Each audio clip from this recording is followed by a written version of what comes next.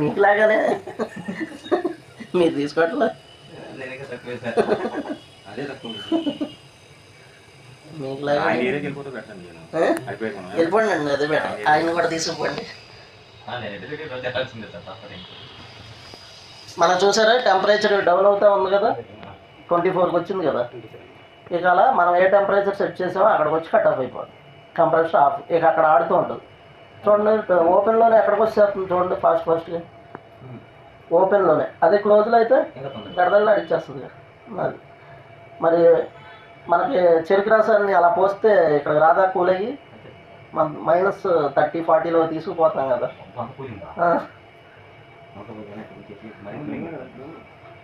ఇప్పుడు చూడండి, అదే కదా మీరు అన్నట్టు కింద పైపుకి పెడితే ఏమయ్యేది, ఈ పాటికి అది వెనక్కి వచ్చేది కదా త్వరగా. అప్పుడు ఇదంతా కూల్ అయ్యేది కదా లోపల, అవునా?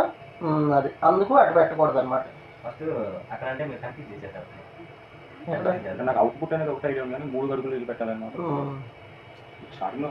కన్ఫ్యూజ్ ఏముంది దాంట్లో? నేను అడుగుతున్నాను మిమ్మల్ని, ప్రశ్న అడిగితే మీకు తెలుసు కదా అని అడుగుతాను. తెలియని వాళ్ళని ఇప్పుడు ఏమైనా అడిగానండి నేను అడగలేదు కదండి, మిమ్మల్ని అడిగా.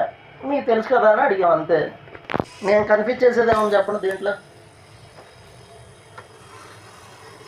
ఇప్పుడు చూడండి, 0కి వచ్చింది.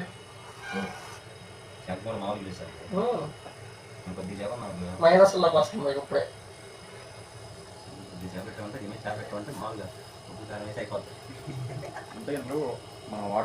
ఏంటంటే రేడియేటర్ ఇంకా మనకి ఫ్యాన్ సరైనది పడలేదు, అది డీసీది కదా.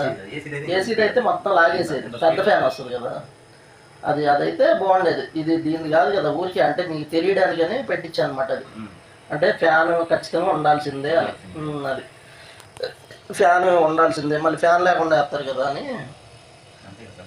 ఫ్యాన్ ఉండాల్సిందే అని. అవి వేరండి, అవి వేరు, ఇది కాదుగా సార్. ఈ కండెన్సర్లు మామూలుగా అయితే సార్, ఈ ఫస్ట్ పట్టి 2.5